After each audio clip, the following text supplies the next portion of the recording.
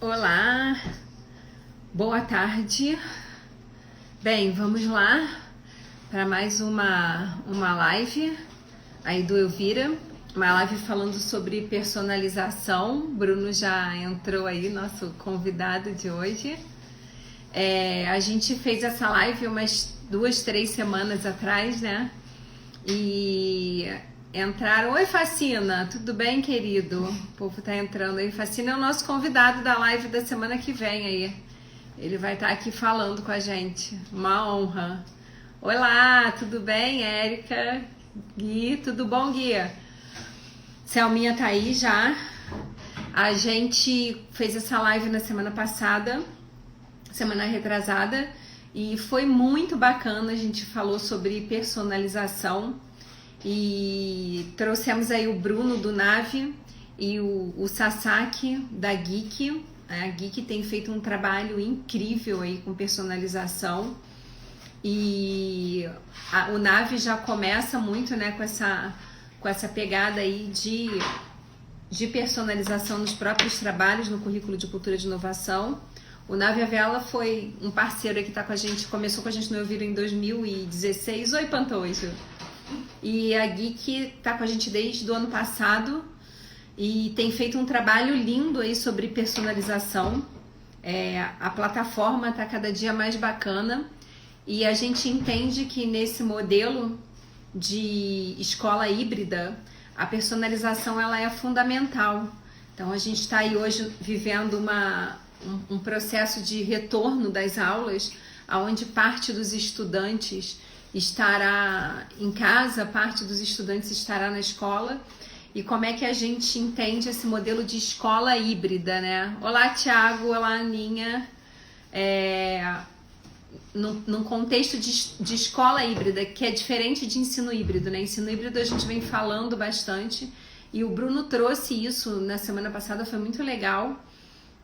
Na semana retrasada, né? Foi muito legal e a gente aí vem pensando sobre isso. A personalização, ela é a solução de agora para esse modelo de escola híbrida, onde os meninos terão que trabalhar com percursos que são muito individuais, né? Então você ter aí um relatório individualizado te apoia muito nessa tomada de decisão e ferramentas que trabalhem com isso. Então hoje a gente vai falar sobre isso. A gente começa com o Bruno, depois o Sasaki, depois a Selma vem aí fechar a conversa, trazendo uma parte mais conceitual aí desse desenho de escola, né? Então vamos lá, vai dar tudo certo hoje, porque é bacana a live depois de ficar salva, todas as outras estão salvas lá. A gente trabalhou esse mês todo com essa ideia de personalização. E todas as lives do Elvira estão salvas na plataforma do Elvira, né? No YouTube. Pronto, Deu querido. certo? Deu certo, tava aí o Bruno. Era problema da pecinha aqui, problema da pecinha atrás do celular que não tinha clicado. Entendi. Então tá certo. A gente fica pensando se tem outra plataforma que funcione melhor para a gente fazer as lives, né? Assim, tem sido uma conversa aí contínua nossa, mas a gente entende que o número de pessoas que acessa o Instagram, ele acaba sendo maior, né? Então a gente fica aí nessa dúvida o tempo todo, mas continuamos no Instagram. Porque as outras plataformas, elas têm menos visibilidade, enfim, fica mais complexo da pessoa entrar, tem que ter um link, aí acaba dificultando mais, né? E o Instagram tem essa coisa de ser mais democrático. Mas tomara que não entre ninguém aí na nossa live, né? Nem um hacker, né? Nenhum hacker, que nem na última, né? Acho que dá a Querido, ser popular, né, Andressa? Vocês são tão populares que até o hacker aí quer entrar no meio da transmissão e roubar a senha, não é? até parece. A gente fez uma conversa linda essa semana lá no evento do Nave, né? Foi bacana o evento lá, Bruno. Foi um sucesso. Foi muito legal. Legal, Aprendendo novos formatos também, né? Foi a primeira vez que a gente fez evento 100% online e foi sucesso. Bem legal. legal. E a gente conversou um pouco lá sobre essa história aí, né? Nave Elvira, né?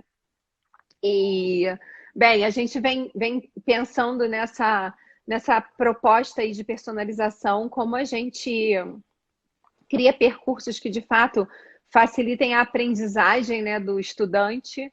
Então, queria ouvir um pouco você sobre isso aí. Foi muito legal o papo aquele dia, você, como sempre, trazendo aí novos pensares para a gente. Queria saber o que você anda olhando para isso, anda estudando. Então, se apresenta aí, conta um pouco de você para a gente. Oi, gente, tudo bom? Bom, obrigado pelo convite mais uma vez aí. É sempre empolgante falar com vocês aí. A gente conversou essa semana. São pouquíssimas semanas que a gente conversa 2 vezes por semana, assim, né? 2 lives. 2 horas. A gente falou na quarta com a Andresa lá no Nave, no evento do Nave, e agora estamos aqui de novo. Mas, poxa, ainda mais num tempo, Andresa, de que as coisas estão fervilhando aqui, tá? Porque essa discussão de escola híbrida, até esse termo, né, que é um termo super novo, aí a gente está começando a balbuciar esse termo agora, né? E a gente vê as pessoas começando a discutir em vários polos aí diferentes esse termo, porque ele faz sentido, né? O que tem acontecido com o mundo pós-pandemia, ou na pandemia ainda, que não passou ela ainda, a gente está procurando sentido em novas âncoras, né? E aí essa palavrinha, ela está sendo uma palavrinha que está sendo bem debatida, porque tem muita gente procurando sentido nela, que é o pensar além do ensino híbrido, né? O ensino híbrido está aí desde 2000 e pouco, aí, 2011, 2012 talvez, sendo discutido, chegou no Brasil ali por volta de 2015, na publicação da Lilia Bacic com o Moran, né? Com um formato ali de sala de aula, com vários formatos, na verdade, eles propõem vários formatos diferentes de sala de aula e já fez um impacto gigantesco. O que tem passado muito pela minha cabeça é esse impacto até um pouco tempo atrás, eu estava muito presente dando consultoria em escolas e tal, era um impacto de diferencial, né? Escolas que iam para o ensino híbrido estavam vendo escolas que estavam se destacando porque estavam sendo inovadoras. Esse ano, esse destaque acaba. Por quê? Porque todo mundo está indo para o ensino híbrido, todo mundo tem que ir para uma proposta híbrida por causa da situação que a gente está, né? Eu tenho lido bastante aí e trocado bastante com a Alciele, eu não sei se a Alciele está aí, mas é uma parceira tanto do Nave, ela é consultora de currículo do Nave, e do Elvira também, né? Então é alguém que é mais um ponto de comum que a gente tem aí, mas a gente tem discutido bastante o que está além disso, né? Porque as metodologias são algo já para a sala de aula, mas a estrutura da escola é que está sofrendo agora, não só a sala de aula, mas a organização e a escola entender-se como um espaço apenas, né? A gente viu muita coisa acontecendo a respeito disso, né? Se a escola é só um espaço que o aluno vai e fica algumas horas do dia, na pandemia não existe escola. A escola é dessignificada. É isso mesmo? O que está acontecendo não, as escolas se ressignificando, entendendo, muito além do que já tinham pensado, qual que é a sua proposta além do espaço físico, né? E se entendendo aí desse novo sentido, né? A então própria perspectiva aqui, né? do ensino híbrido, né, Bruno, ela já traz aí um aporte de personalização, né? Porque não é só você fazer um laboratório rotacional, uma rotação por estação. A Aninha aí, que está sempre aí nas nossas lives, ela é a líder de metodologias ativas do Elvira, né?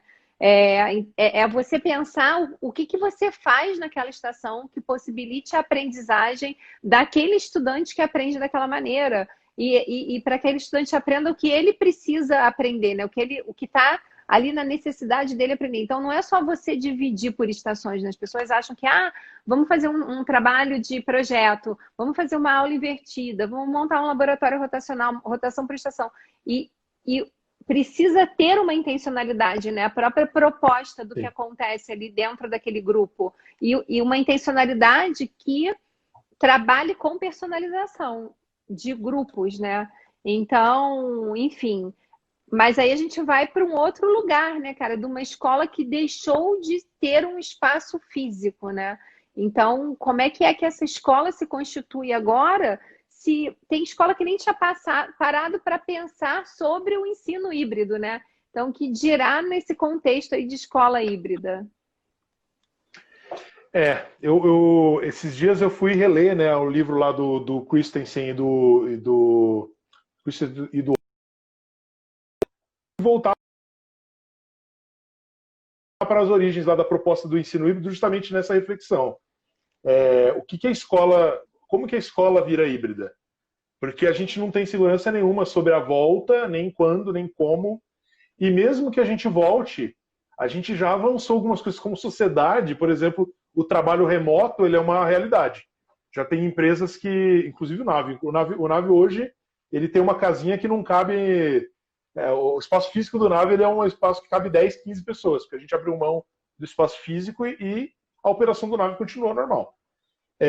E ali é muito interessante que no começo da discussão do ensino híbrido, ela é uma discussão muito elegante sobre como fazer um processo de inovação possível. Eles entendem que a escola é um lugar que não pode ter mudanças abruptas e propõem o ensino híbrido como uma proposta de mudança de inovação entre um modelo disruptivo de inovação e um modelo sustentado de inovação, que são duas vertentes aí do processo de inovação. Uma que, a disruptiva, que acontece uma mudança drástica e que ressignifica todo o modelo, que às vezes é necessário, né?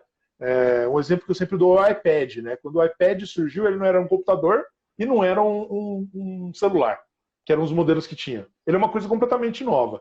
Então ele surge como uma disrupção, um novo modelo. E aí ele começa a estabelecer um novo padrão. Mas tem a inovação sustentada também, que ela reconhece o benefício da tecnologia antiga, das possibilidades antigas, e acrescenta isso. Aí é o que a gente tem visto nos celulares, né? Talvez o primeiro iPhone foi uma disrupção, porque trouxe uma tela. Antes todo celular tinha aquelas teclinhas que eu odiava porque minha mão é enorme.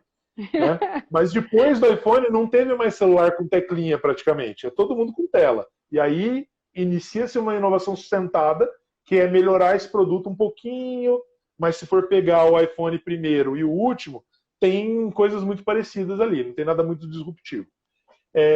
A proposta do Christensen lá no começo era, olha, o ensino híbrido, ele tem modelos que são sustentados, então uma aula invertida, um modelo de rotação por estações, ainda está no espaço físico da escola, se acrescenta um pouco do digital e vai mudando. Só que tem esses modelos aqui, o à la carte e etc., alguns outros modelos que eles propõem que são disruptivos. E aí você já questiona se precisa ter escola física mesmo, porque são híbridos, tem o professor ainda, mas a função do professor é diferente. Então, lá atrás, a proposta eu digo que é elegante por causa disso, né? Não vai chegar a inovação com os dois pés no peito e acabou a escola, muda a escola. Não, olha aqui, é uma transição. A gente está acompanhando uma transição e o modelo híbrido é isso. Entretanto, a minha questão é agora. A gente está inevitavelmente num período de disrupção. Querendo ou não querendo, ser elegante ou não ser elegante, não tem como sustentar o modelo de escola antigo, literalmente. Escolas que hoje foram falar que são 100% presenciais, era uma coisa sustentada até então, não mais estão em operação, porque você tem que ser digital também hoje nesse mundo. E aí o convite à reflexão sobre a escola híbrida, Andresa, vem disso. A gente está inevitável numa disrupção. Por que não pensar numa maneira mais ampla? Porque não, como que é a gestão, como que é o espaço físico da escola daqui para frente, sabe? Vem partindo muito daí em entender que a gente está num momento de disrupção. E a personalização é uma coisa que estava também muito perdida um pouco nessa discussão, porque ter uma escola personalizada para o aluno, ela precisava ter uma disrupção, um certo nível de disrupção, certo? Não dava para sustentar muito, porque a prova, a gente tem aquele quadrinho ótimo, que já virou até clichê em falas de educação, que é aquele do elefante, a cobra, o peixe, o macaco, e aí fala assim, vamos avaliar todo mundo para ser justo, a mesma prova é subir na árvore. Né? Isso aí já virou clichê até, mas ainda é um clichê relevante, porque a avaliação como que você faz uma avaliação personalizada? Se todo mundo é diferente, aprende diferente e faz isso... Bruno, para de me trazer problema, pelo amor de Deus. Olha só, você me deixou há 2 semanas no diacho da escola híbrida, que a minha cabeça, você não tem noção, eu já comprei 5 livros de lá para cá. Toda hora eu chego, Amanda, você pode comprar esse livro tal? Amanda, mãe, você surtou? Porque eu já comprei 5 livros de lá para cá, né? E a gente já montou Eu aí também, eu tô nessa também. A gente já montou o nosso grupo de estudo aí, que por enquanto tô eu, você, Alciele aí, Luíto, né, às terças-feiras para falar de escola híbrida, né? Sim. Trazer leituras aí pra gente, que a gente gosta de inventar moda. Agora tu vai me falar de avaliação, tu tá de sacanagem comigo, né? Tu não quer que eu durma, né? É a personalização. Vocês que começam essa história me chamavam lá de personalização. Mas é isso, a gente tava jogando para debaixo, a gente assim, educação como um todo, jogando para debaixo do tapete várias questões que precisavam ser debatidas. A avaliação é uma. A personalização, tanto na aula quanto na avaliação, é outra, porque se as pessoas aprendem diferentes, por que a gente dá a mesma prova para todo mundo? O que está acontecendo agora, que eu acho que é o momento mesmo da gente ficar louco, comprar livro e fazer grupo de estudo, tá? Eu tô aqui a fala é para expandir isso para todo mundo que está ouvindo esse chat. Não tem mais como jogar o tapete, jogaram o tapete embora, tacaram fogo no tapete, tá? A disrupção aconteceu. Quem estava preparado saiu melhor, quem estava menos preparado saiu pior, mas agora a discussão ela é para todo mundo, o que é uma escola híbrida, e ponto. E o melhor é estar nessa posição que eu tô, de não jogar resposta e só fazer pergunta, tá? Entendi. Que é o que eu não sei ainda, mas o Navi tá pensando nisso, o Vira tá pensando nisso e estamos aqui. O Sasaki tá aí ouvindo, né, Sasaki? Você que lute aí na Geek, né? Com a O avaliação Sasaki provavelmente híbrida. vai trazer todas as respostas pra gente, a gente pode ficar tranquilo. Ele vai resolver tudo, porque a outra também empilhado, né? Sasaki, escute aí, ó, agora como é que vai ser a avaliação híbrida, né? Vambora. Querido, mas eu acho que assim, é uma discussão importante, é uma discussão relevante, é uma discussão que precisa ser. Ó, ele já deu um ok aí, que ele já está pensando no assunto. Aí, Bruna. E que precisa Tranquilo. ser feita, assim, né? A gente olhar até para o. Vamos para um outro lado aí, como é que a gente trabalha com os próprios educadores a partir disso, sabe? Porque tem um processo que ele é um processo de formação de todo mundo. Então, como é que o educador entende? A gente está aí num trabalho no Elvira bem forte dessa leitura de diagnóstico, sabe? Tá muito legal, assim, a gente tá fazendo diagnóstico desde a educação infantil e aprender a trabalhar com dados, né, Bruno? Então, vai precisar criar uma inteligência dentro da escola que aprenda a analisar dados. Eu acho que o primeiro passo é esse, né? A gente pode, a Tati falando que a gente pode falar de avaliação também. Boa, Tati. Vamos dando sugestão aí, porque hoje eu estava falando com a Luíto sobre isso. O que a gente vai falar nas próximas lives? A avaliação é um bom tema. Aí, boa. Alciele, topa? Avaliação? Então, assim, como é que a gente prepara uma formação para que os próprios educadores... Gente, assim, o início gerem dados. Vamos começar por aí. O que vocês podem fazer para gerar dados, né? Para personalização. E aí a gente pode, nossa, posso chamar o Pereira. Pereira, live, você. Pode pôr na sua agenda aí. O Pereira está lá na escola trabalhando com isso, com todos os dados que a gente gera hoje. E eu acho que é bem legal ele trazer isso aqui para as escolas poderem falar. Então a gente vai fazer uma dobradinha aí. Alciele Pereira. Semana que vem eu Facina e a Matfic. E depois a gente pode fazer uma dobradinha aí ao CL Pereira para a gente falar disso. Então, escolas, assim, primeiro, quais são os dados que vocês geram? Primeiro precisa gerar dados. Depois que você gera os dados, ter uma inteligência para ler esses dados. E aí sim tomar a decisão. A Paty está falando, analisamos os dados e construímos camas personalizados por turmas. Então, é legal a gente trazer alguém para contar dessa experiência da ressignificação do próprio professor, do próprio educador nesse processo, né? Eu posso, aí eu não tenho resposta, mas eu posso falar o que o Navi está fazendo em relação a isso. O que é essa discussão? Porque ela estourou agora, né, com a pandemia. Mas a gente já vinha desde o ano passado olhando para o currículo do Navi, que é uma coisa que era super importante para a gente ter uma base sólida para as escolas poderem construir o seu caminho de cultura de inovação. A gente revisou toda a nossa base e uma das preocupações de ter uma base curricular nova foi dar uma base de sustentação para avaliação. Porque o Maker, né, e os processos de inovação, eles já são tão novos para a escola, ainda mais inventar negócio de avaliação. As escolas ficavam muito assim, né? Como que a gente avalia isso? A gente avalia. Mas tudo bem, tem a parte política da avaliação, que é eu ter que pôr uma nota num papel para mostrar para o pai, tem isso aí, esse lado é importante. Mas a gente está olhando para o outro. Como que eu vejo que a pessoa está se desenvolvendo? Se eu parto de um processo ultra particular, que é a mão na massa, é a mão do aluno que está ali. Cada mão é diferente e vai usar um caminho criativo diferente. O que a gente tem feito é um caminho, é uma coisa, é uma inovação sustentada, porque ela já está aí há 60 anos, que é a taxonomia de Bloom. A taxonomia de Bloom é uma daquelas coisas que a gente... É tipo cabeça de bacalhau, né? A gente ouve falar, sabe que tem, mas nunca viu, assim, aplicada. A gente, né, olha várias formas de aplicação diferentes. O que a gente fez? A gente pegou o nosso currículo novo, as competências, são 4 competências, né? Pensamento complexo, intenção criativa, construção colaborativa e curiosidade artístico-científica. Para a gente ser maker, ser inovador, tem que ter essas 4 características. E a gente descreveu elas em 5 frases que estão organizadas dentro da taxonomia de Bloom. Certo? Então eu tenho uma frase que representa pensamento complexo, o primeiro nível, um segundo nível, um terceiro nível, em paralelo com os verbos do Bloom lá, né? E aí quem não sabe o que é taxonomia de Bloom, vai pesquisar logo depois daqui, tá? E depois aí a gente pode fazer uma live aí sobre isso, mas...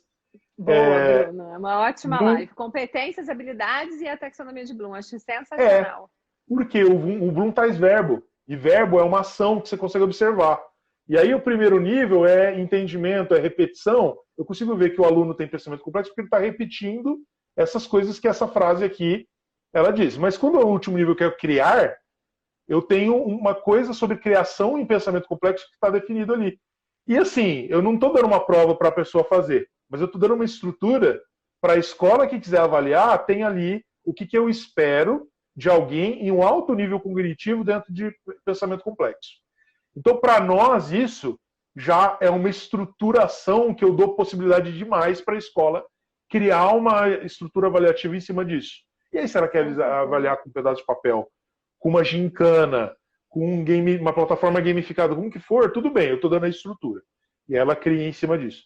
Então, foi o jeito da gente começar a olhar para isso, tanto em personalização, quanto em avaliação. Eu sei que a gente já... personalização é o tema, eu já estou falando de ensino híbrido, já estou... Tchau, Bruno.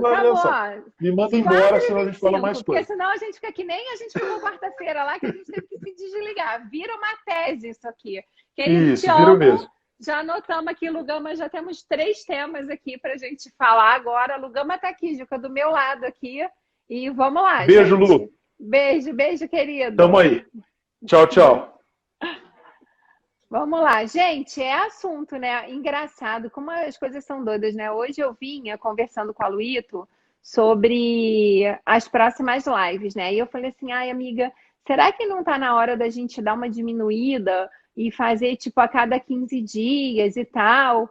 Porque aí você chega aqui, aparece 150 temas para a gente poder falar nas lives. É só você dizer que você vai diminuir, né, Sasaki? Vamos diminuir as lives. Acho que a gente já falou sobre tudo que tinha que falar. Aí vem esse Bruno trazendo 150 temas pra gente. Avaliação, Sasaki, presta atenção. A gente sempre aprendendo, né? Sempre aprendendo com ele. Querido, bem-vindo. Que bom que hoje estamos com tudo funcionando aí. Bem, é um prazer enorme. Vocês sabem aí a admiração que eu tenho por vocês. Assim, eu sou a garota propaganda geek, assim, falo para todo mundo. Assim, sou muito apaixonada. Acho que vocês estão fazendo um trabalho digno, um trabalho de muita qualidade, um trabalho ouvindo as pessoas assim num padrão que eu nunca vi. Assim, a quantidade de vezes que a gente conversa e que a gente vem pensar junto, o Mauro, bem, o povo todo aí. Teve uma semana que eu tinha 4 reuniões com a Geek diferentes, assim, e perdi até uma no meio do caminho, porque eu me atrapalhei, né? Então, obrigada por ter aceito aí. E conta pra gente aí esse movimento lindo que vocês estão fazendo aí na Geek sobre personalização aí. Andresa, assim, você sabe que desde o começo da nossa história, né, quase há 10 anos atrás, a gente começou falando de personalização, né, com essa crença. Eu estava até refletindo esses dias, porque eu acho que essa crença, ela tem um conceito que é o que sustenta isso para nós, que é o conceito da equidade, né? Porque assim, quando a gente pega uma aula tradicional, onde você dá aula para média, você não está dando oportunidade para todo mundo. Porque tem os alunos que estão com um pouco mais de dificuldade, tem os alunos que estão mais avançados. Então, a gente achar que ao dar aula igual para todos na média, a gente está exercendo esse princípio da equidade, não é verdade. Então, acho que agora, para nós, mais do que nunca, nessa pandemia, ela trouxe escolas que a gente nunca ouvia falar de personalização. Agora é o assunto que todo mundo está falando, porque as lacunas que sempre existiram, agora elas se exacerbaram, né? Não tem como falar de um mesmo itinerário para todo mundo. Os que estão em casa, os que estão na escola, as famílias vão optar por não mandarem para a escola. Então, essa velocidade de adaptação que a escola, eu acho que vai ter que ter para lidar, conversa muito com o conceito de personalização. Então, para nós, assim, tem sido desafiador para todos, mas eu acho que amadureceu muito esse assunto, né? A gente percebe. E para nós, assim, tem sido uma delícia no sentido de conversar com... A gente está toda hora conversando com você, por exemplo, exatamente por isso, porque é como é que a gente consegue pegar essas ideias de pessoas que estão vivenciando isso no dia a dia e conseguir usar a tecnologia, a metodologia para facilitar, simplificar e tornar possível que essas coisas aconteçam de fato no dia a dia, né? E a personalização começa da própria escola, né, Sasaki? Assim, eu acho muito bonito. A gente tem um grupo lá da Geek dos diretores de escola, né? E é um grupo que acontece muita coisa legal, assim, criou uma rede bem bacana, né, Sasaki? Eu gosto muito de participar, assim. E as pessoas contribuem e colaboram. Já tiveram algumas escolas que vieram aqui também falar com a gente nas lives, né, sobre o que está acontecendo, assim, ficou um grupo muito bom.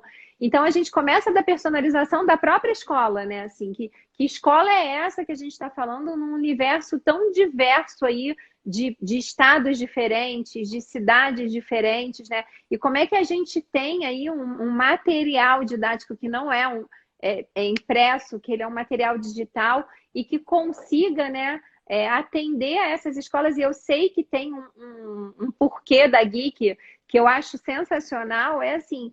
Como é que a gente consegue tornar isso mais acessível, sabe?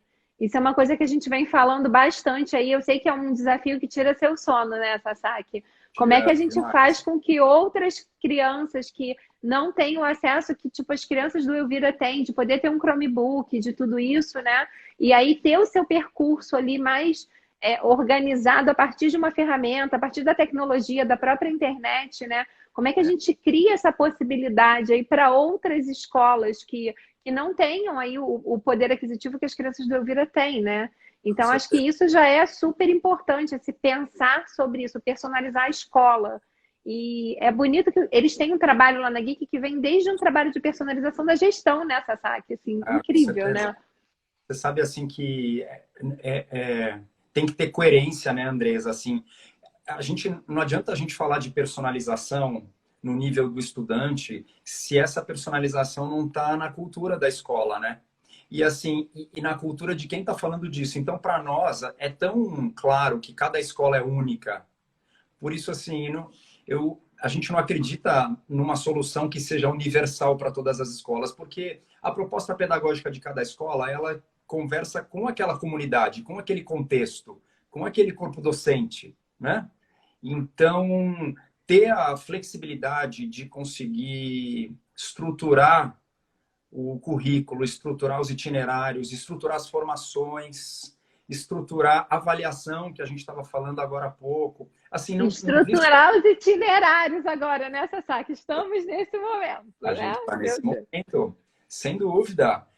Tem que conversar com o contexto da escola. E assim, eu acredito muito que a escola tem que poder inovar, ela tem que poder se reinventar, mas dentro do seu DNA, né, dos seus valores, da sua... que abrir mão disso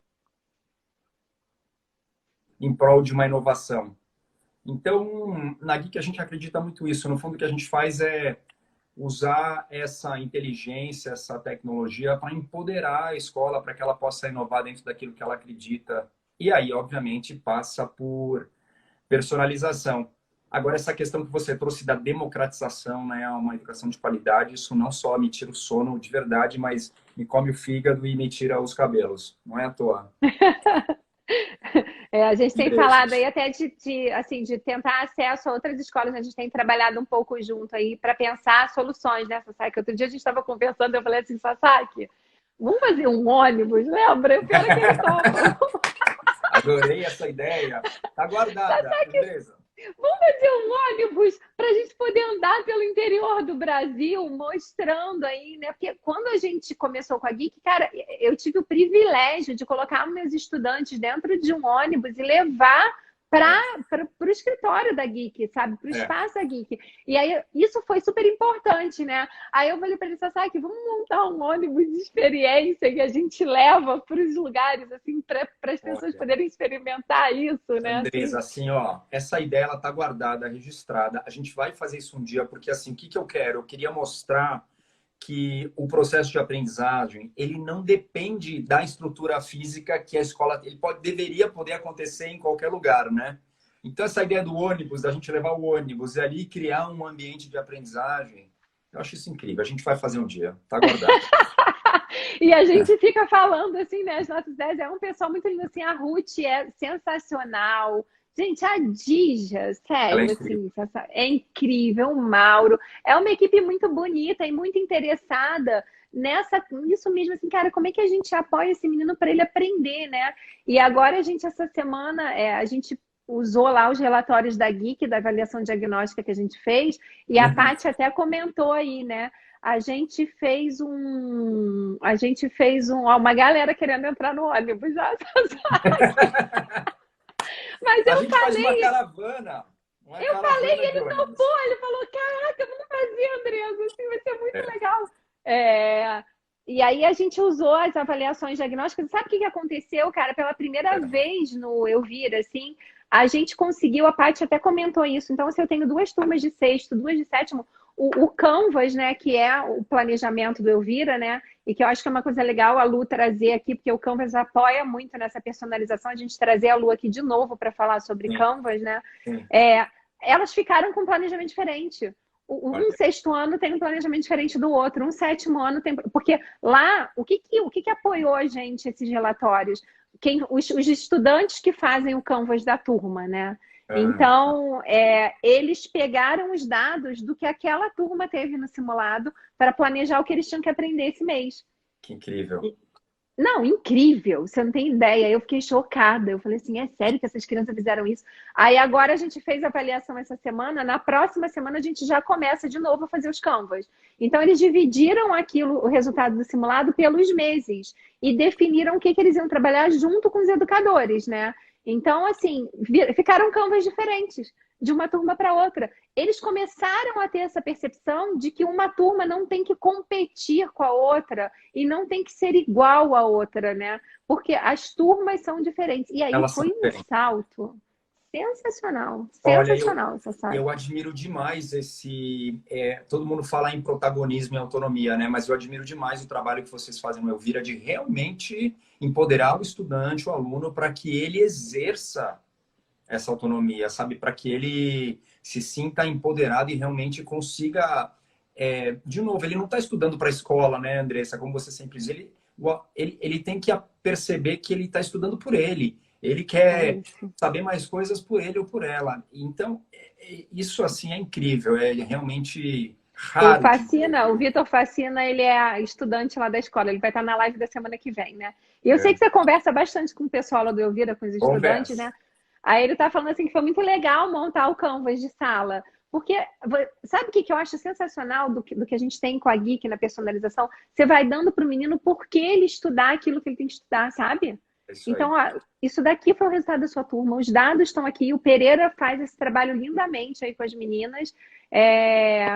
Dá o Canvas na mão deles. É isso aí, Gica. Eles fazem isso. Eles pegam o Canvas e montam com os educadores. Tem educador aí que está contando aí. Porque a live tem uma coisa legal, né? Tem o que rola aqui e tem o que o povo vai falando ali, vai respondendo ali na hora da live, que eu acho lindo, né? Esse simulado deu essa possibilidade. Então, além deles olharem para a turma e falarem, a turma precisa desse percurso, mas eu preciso desse, né? E aí agora a gente está indo lá para o relatório individual, que é isso. Aí é o desafio. Como é que faz os educadores usarem para que a gente tenha os dados, né? Então, como é que você cria uma inteligência de uso primeiro e de formação dos caras para eles usarem? Senão você não tem dado para analisar. Não. Tem que andar junto, né? O engajamento, a formação e assim o trabalho de conscientização ele anda junto, porque se não tem engajamento, você não tem dados relevantes, confiáveis. E Sasaki, quais são os desafios aí da Geek? Conta pra gente aí, como é que vocês estão aí? Bom, assim, acho que dando um pouco do resumo das últimas 8 semanas, né? A gente está trazendo para dentro do Geek One, além das atividades, questões dissertativas, das questões de múltipla escolha, desse tipo de atividade, uma coisa que eu estou assim muito entusiasmado a gente está trazendo os projetos, as atividades livres para dentro do Geek One também. Então, assim, eu acho... Foi uma coisa assim que a gente... Faz 3 anos que eu sonho com esse dia da gente poder trazer essas outras atividades, atividades abertas, atividades que o professor ou professora podem criar, mas isso ser realizado dentro do Geek One, porque, de novo, a gente vai para um lugar de sair só de um olhar de avaliação que é mais somativo mesmo no final do processo, para ter um conjunto, um portfólio dessa produção desse estudante, né? Para repensar o que é avaliação, que instrumentos, como a gente avalia, e capturando essas informações, esses dados, eles obviamente vão ser revertidos para os estudantes, para os docentes, para as famílias, mas assim, num escopo muito mais amplo do que aquilo que a gente até então tinha. Então, assim, eu estou extremamente entusiasmado com isso. Outra coisa que a gente também, inclusive, até comentou na quarta-feira agora, né? Quando a gente fez esse anúncio. Eu não sei se você viu, Andresa, mas uma coisa muito legal. Você estava falando da avaliação, né? A gente está avançando, dando um salto na avaliação. O resultado, por exemplo, de um simulado avaliativo, a gente vai trazer o conceito da escala pedagógica. Então, assim, o que a gente vai mostrar? Dentro de um simulado, que nível da escala, por exemplo, no caso do Enem, estava cada um dos itens que foram abordados ali, e aí você consegue ver, por exemplo, se eu estou num nível abaixo de 450, para eu ir para o próximo nível, quais são as habilidades que eu preciso desenvolver para conseguir dar esse salto. Então, esse conceito de escala pedagógica era algo que até então a gente também só sonhava. Um dia a gente gostaria de fazer, a gente vai estar trazendo para o Geek One. Então, agora, para os estudantes ou mesmo para os professores, para eles replanejarem o que eu faço com esse diagnóstico, a gente tem exatamente o que eu preciso fazer para conseguir dar o próximo passo dentro dessa escala pedagógica. Eu estou muito que legal. entusiasmado com isso. Vai ser bem bacana, viu? Nossa, que sensação. A gente tem na semana do Elvira, a gente tem 6 aulas de projeto, né? Sabe, assim. Então, a gente já trabalha com metodologia de projeto e a gente tem 6 aulas. Até a Pantojo, que é a líder de projeto, está aí na live. E a gente tem pensado muito sobre isso, assim, né? Como é que... Porque quando a família vai lá e matricula o estudante no Elvira, a gente fala assim, ó, é legal o menino estudar aqui, porque o menino, além de aprender matemática, português, geografia, história, o menino também desenvolve competências e habilidades. Mas na hora que a gente certifica, a gente dá um boletim com as notas. Pô, não tá certo isso. Não tá... Como é que a gente certifica assim? Então, a Carol que tá aí, que é líder de iniciação científica, os meninos, a partir do 9º ano, eles escolhem lá, 2 vezes por semana eles têm aula, um projeto de iniciação científica que é diferente de um menino para o outro, né? E aí, como é que eu atesto para essa família com uma nota de ser que aquele menino... O que aquele menino aprendeu? Eles apresentam TED, eles fazem banner, eles fazem sala de instalação. Como é que a gente coloca isso numa evidência de aprendizagem, sabe? Então, para mim, assim, isso hoje assim, é uma coisa que eu tenho pensado muito, né? Como é que eu consigo escrever um currículo desse menino que conte o percurso mesmo dele na escola? Então, a gente tem um evento lá que é o IB World, e é uma prévia para eles poderem ir para o Fórum FAAP. E eles fazem presencial e tal. Agora eles chamaram a Dai, que é a gestora, e falaram assim, Dai, a gente quer fazer o IB World online, a gente vai fazer. E aí eles estão aí montando o IB World online e a gente está dando esse apoio, né? Então, um estudante que organiza Aí, a Luzia está falando, só um pedido, por favor, Cláudio e Bruno, combinem as lives, ficou difícil assistir vocês dois ao mesmo tempo na quarta-feira. Pois é, tinha a live do Nave na É hora da verdade. live da Geek. Pois é, pois é. E aí a gente... O que eu tava falando? Me perdi. O relatório de desempenho dos estudantes de entregar o Ah, sim. Aí, como é que a gente vai falar? Um menino desse que organiza o IB World, ele trabalhou competências que ele organizando trabalhou. O que participa do IB World tem competências que, se ele participou do IB World, e aí, como é que eu boto isso no boletim? É. Uhum. E aí? Como é que eu Como é que conto? você faz? Como é que eu faço? Então, eu Pois é. tenho lá a iniciação científica que fala de esportes, não sei o quê. Outra IC aí, a Carol pode dar exemplos aí de títulos de IC.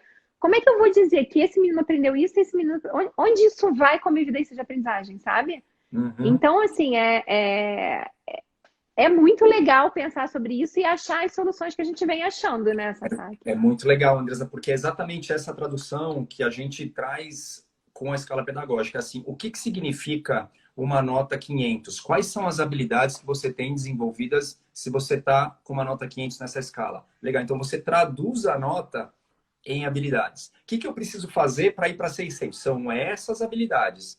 Então, Legal. a gente começa a ligar, conectar essas duas coisas. Eu acho que a gente vai fazer... vamos ter que conversar bastante, mas eu acho que a gente vai fazer coisas incríveis em cima disso. Vamos. A gente está aí com esse grupo de estudo aí da escola híbrida, vai começar na próxima semana. E a gente está sempre conversando, a Luzi mesmo, que é uma parceira aí de tanto tempo, já veio aqui falar com a gente. Enfim, é a Geek, é o Nave. O que eu acho bonito, sabe, Sasaki, é isso. É essa galera bonita que está espalhada e está fazendo, sabe? Não interessa onde eu tô, interessa que a gente precisa estar junto fazendo e gerando uma inteligência coletiva e compartilhando, assim, né? Então, assim, como é que a gente compartilha o que a gente sabe para que seja cada vez mais democrático, assim, né? Eu penso, eu busco fazer muito isso no meu dia a dia, sabe? O que a gente produz e que a gente pode compartilhar, né? Então, querido, sensacional, que bom que deu tudo certo hoje. E bem, continuamos. Agora já temos outros tópicos aí para as próximas conversas aí, tópicos sensacionais. Luciana aí, tu tá feliz agora, que tá tudo cheio de coisa aí para ela arrumar a live pra gente. Querido, obrigada. Parabéns pelo trabalho, tá? Prazer enorme, viu? Obrigado. Obrigada a você. Tchau. Tchau. Gente, agora vamos chamar a Selminha. Selminha, com esse assuntalhada toda aqui que a gente trouxe hoje. Para falar disso tudo. Foi bonito, hein, gente? Isso, hein? Foi bonito, hein? Não é fácil discutir tanta coisa boa, né? Tanta coisa com tanta gente boa, né? E a cabeça vai, né? A cabeça vai pensando em coisas e vai chegando a muitas situações, né? E situações muito antigas. Quando vocês falaram aí do ônibus, né? Aqui a gente chama muito de buzu. E eu pensei, há 10 anos atrás, né? A gente tinha um projeto que agora a REME está ativando, que é o Barracão de Ideias, e a gente tinha o Barracão no Buzu. Então era aula no Buzu. E era justamente essa a intenção. A gente tem que ir onde a vida está, né? Onde está acontecendo a vida, e não ficar aqui. E a gente corria a cidade, né, dando aulas sobre a cidade, sobre as pessoas da cidade. Então tinha o barracão no buzu, o barracão no trem, o barracão no circo. O barracão era uma aula que acontecia em qualquer lugar que tivesse ali elementos importantes para que os meninos aprendessem. Então, é lógico que é essa escola circulante, né, em movimento. A escola em movimento, ela não pode estar parada num lugar, né? Então, percebe que o currículo vai longe. E aí, essa discussão cara sobre a personalização e a escola híbrida, né, que a gente inaugura aí uma discussão sobre a escola híbrida, né? E aí, quando a gente fala sobre a escola híbrida e essa preocupação com a aprendizagem, né, com o aprendiz, então é a escola do aprendiz, tá? Se a escola híbrida é uma escola do aprendiz, então a escola híbrida é uma escola de múltiplas possibilidades, porque tem múltiplos aprendizes. Se a gente vai mais um pouco embaixo, tá? Em uma escola de múltiplas possibilidades, é uma escola de um currículo? Ou é a escola que não tem currículo? Ou seja, né, a escola de muitos currículos, porque o currículo é do aprendiz, não é da escola. Então, tanto, né, quando a gente pensa sobre o currículo da escola, por melhor que seja ele, se ele não for híbrido, e híbrido nesse sentido de múltiplas possibilidades, ele nunca será o currículo de tantos aprendizes. Ele vai sempre ser o currículo de um perfil de aprendiz. Que aí é como o Sasaki disse, a gente pode optar por um perfil mediano, né? Então, a escola que obedece a um perfil mediano de aprendiz. Ou um perfil de aprendizagem, que pode ser uma aprendizagem por escuta, por obediência, Mas e a aprendizagem do maker, o aprendizagem daquele que aprende fazendo? E é quanto que a gente sabe que o aprender fazendo é parte integrante da aprendizagem, né? A experiência é que possibilita a aprendizagem. De outra forma, você não aprende. E aí a gente vai para a complexidade sobre o que é aprender, né? A convocação do aprender tem a ver com o sentido que isso tem com o aprendiz, né? O que convoca o aprendiz a aprender alguma coisa, né? É ele resolver uma questão dele, né? É o sentido que tem aquela aprendizagem para ele, né? O convocante tem a ver com motivacional. Por que a gente está falando tanto em motivação, né? Porque a motivação intrínseca é do indivíduo. E se eu quero que ele aprenda, eu não posso querer que ele aprenda alguma coisa que eu impus para ele aprender. Eu posso estar disponível, né, para possibilitar ele aprender em cima de algo que ele quer resolver. Ele só aprende alguma coisa que vai fazer sentido para ele resolver uma questão, para ele chegar a um ponto. Então, por isso que a gente diz sempre, e dentro da cultura aprendente, né, que se a gente está desenvolvendo uma escola aprendente, a gente está desenvolvendo um currículo para essa escola, aí sim. O currículo da escola é o currículo que a escola, enquanto aprendente, vai se dar para ela. É para dentro, né? Agora, ela precisa ter um currículo que permita a remixagem. Por isso que alguns verbos do inevitável, né? Ele é interessante. O rastrear, que a gente já falou, né, há algum tempo atrás, e agora eu estou falando da remixagem, do remix, né? O que poderia ser elementos desse novo currículo da escola, que fossem elementos, né, elementos tão possíveis, tão individualizados, que ele poderia compor esse remix curricular. Ou seja, eu entrego, né, uma proposta tão capilarizada que ela pode, né, ela pode servir para variadas composições curriculares. Então, eu não tenho um único currículo, eu tenho possibilidades curriculares, né, que cada um vai desenhar a sua. O ensino médio, o novo ensino médio, ele traz uma proposta de desenho curricular que passa por aí. Se você for observar bastante a proposta do novo ensino médio, ele diz sobre um currículo para o aprendiz. E esse currículo para o aprendiz, inclusive, pode passar por variadas escolas. Ele não precisa mais necessariamente pertencer a uma escola. Então, a Cláudia está fazendo umas colaborações interessantes aí, a Claudinha que trabalhou com a gente, que é isso, né? Esse currículo vivo, né? Esse currículo que reflita isso. E o Josi faz uma pergunta aqui, ó. E quem faz esse currículo todo? Quem faz esse currículo todo? Pois é uma situação que, claro, que nós vamos, né? Essas são considerações que a gente não pode deixar de fazer para pensar sobre essa grande novidade. Essa grande novidade é complexa. Quando o currículo ainda é o índice do livro, né, Selma? Na maioria das escolas, o currículo ainda é o índice do livro, né? Pois é. E, na verdade, assim, Andresa, quando a gente fala isso, parece que é uma coisa muito distante de tudo que a gente vive. E não é. Não é. Sabe por quê? Quando eu vou dizer quem faz esse currículo todo, nós vamos dizer assim, a escola que até hoje nós tínhamos, era uma escola que dava conteúdo, né? Uma escola muito responsável para instrução. E a instrução era você aprender conteúdos produzidos por variadas ciências, e essas ciências nós encapsulamos em disciplinas. Tá? Então você conhecia sobre as disciplinas. Essa era a proposta da escola. Porém, aí você aprendia muita coisa para fazer a prova, para passar de ano. Ok, para a escola era aquilo, mas para a sua vida, muita coisa do que você aprendeu, algumas coisas que ficaram com você, foram as coisas que você colheu dessa escola, que fez muito sentido para você e você guardou. E é por isso que algumas coisas que essa escola te deu serviram para você identificar até o seu caminho de profissão. Porque estava muito claro, as profissões também eram muito organizadas dentro dessas áreas, né? Então, se a escola me deu muito da matemática, do português e tal, e eu tive uma facilidade com determinadas disciplinas, isso já me dava era um indicador de qual é a área profissional que eu iria seguir, porque tinha muito a ver com a minha facilidade de aprender algumas coisas.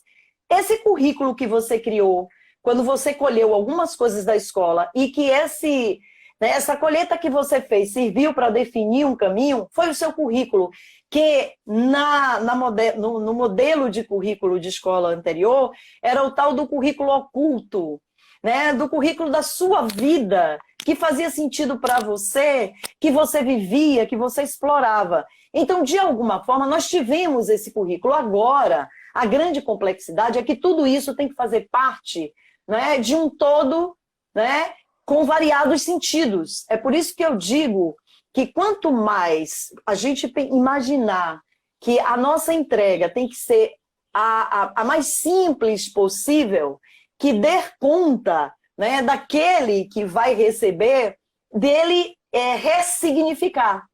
Porque se a gente faz um todo muito complexo e completo, você não tem o espaço do aprendiz ressignificar. E ele não se encontrando, né, e não tendo relevância para ele, que hoje a grande questão é o que é relevante para mim. E esse filtro está cada vez mais apurado dessa geração. Essa geração, ela não topa, ela não é obediente. Então, ela não topa qualquer coisa, ela topa as coisas que são relevantes.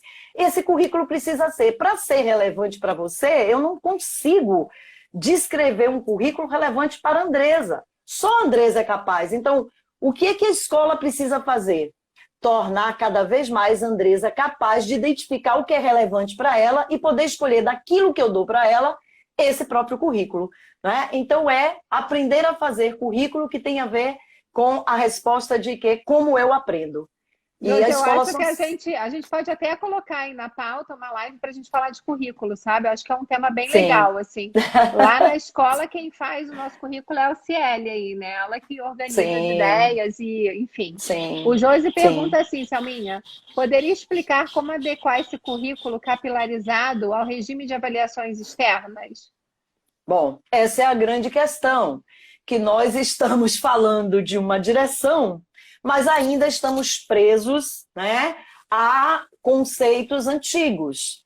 Muito embora as avaliações externas, elas já estão comprometidas com esse mundo do trabalho e das competências do mundo do trabalho, competências necessárias a esse mundo do trabalho, que são essas competências que estão vindo para os currículos das escolas.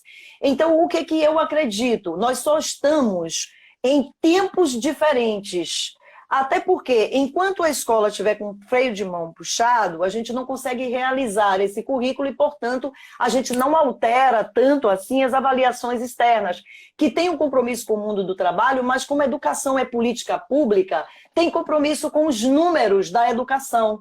Então, por isso que também as avaliações externas, elas não estão só comprometidas com a qualidade da proficiência do aprendiz. Elas estão comprometidas a resultados, né, de políticas públicas, né, que para dar uma resposta, né, ao quanto que essa educação está sendo válida ou não, por conta de investimentos. Então, as avaliações externas, elas têm um comprometimento para além e muito mais econômicos do que propriamente com a aprendizagem. Então, de fato, né, nós precisamos caminhar sobre duas dimensões muito importantes, mas que nós da educação precisamos entender isso. Enquanto a gente não dissociar uma coisa da outra, né? Acho que um passo que a gente tem dado lá, ainda está compartilhado o primeiro currículo aqui no Linktree. Hoje, o primeiro currículo que a gente fez adaptado do Elvira, ele está aí no Linktree do Elvira. Eu acho que semana que vem, né, Alce, a gente está colocando um novo aí, que a gente fez algumas adequações. Ele foi um currículo que a gente trouxe para essa época da pandemia, né, assim. A gente começou lá no Elvira, eu posso falar um pouco da experiência que a gente está vivendo, a partir da própria BNCC, né? Então, a gente conseguiu já escrever o currículo de matemática e língua portuguesa. Esses dois, eles estão prontos e estão rodando dentro do Elvira, né? E os documentos do Elvira são muito públicos. Então, assim, o nosso e-book de socioemocional está compartilhado. O e-book de projeto também sai esse ano. O nosso... A coisa lá do protocolo agora, a gente também... Já está tudo no Linktree compartilhado. Assim, o que vocês quiserem, a gente sempre deixa muito aberto. Então, eu penso que uma saída que a gente tem tido é pensar um pouco a partir da própria BNCC, né? Ela te dá algumas possibilidades. E agora a gente está no lugar de pensar nos itinerários para o ano que vem. Então, a gente já tem 3 MVPs de itinerário rodando, que é a Vânia que está cuidando disso. E essa semana aconteceu uma coisa muito legal, assim, a Paloma do Certo estava falando sobre itinerário, e eu coloquei ela em contato com a Vânia. E depois mais 3 escolas, né, a Rede Apogeu, o Kennedy lá em Santos, né, e o pessoal do EAC. Eles 5 que estão olhando para isso nas escolas vão se juntar para falar de itinerário. O que cada um já aprendeu para poder construir. Aí a Vânia já me falou, marcar a primeira reunião para quinta-feira e tal. Então, eu acho que uma coisa legal, já dizer assim, é buscar sair do seu... Ah, legal, ó, Débora, o currículo nosso tá tudo no Linktree, que tá aí, todos os nossos documentos estão aí no Linktree, do Elvira. E começa, e de fato, esse movimento começa por aí. Se você organiza, porque, claro, você não sai de um currículo inflexível para um capilar, né? Não dá. Então, você vai ter, é claro, que aproximações sucessivas. E uma das aproximações é o currículo por competência e habilidade. Porque já já possibilita ao indivíduo aprendiz reconhecer onde que estão os movimentos de aprendizagem dele. O que Sasaki falou sobre a preocupação da GIC com avaliações, né, com indicadores mais próximos e precisos sobre esse processo de aprender.